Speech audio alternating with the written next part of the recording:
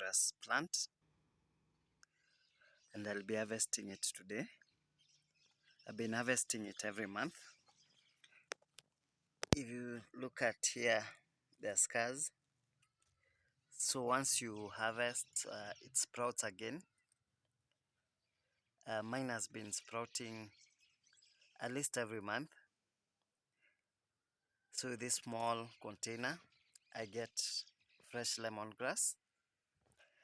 I use mine for tea. I dry it, then I grind it and blend it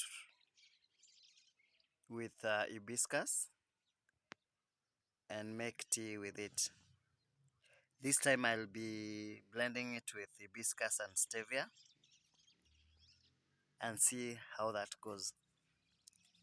So ideally all you have to do is cut the stem at this point, and then you get this. This is what I'll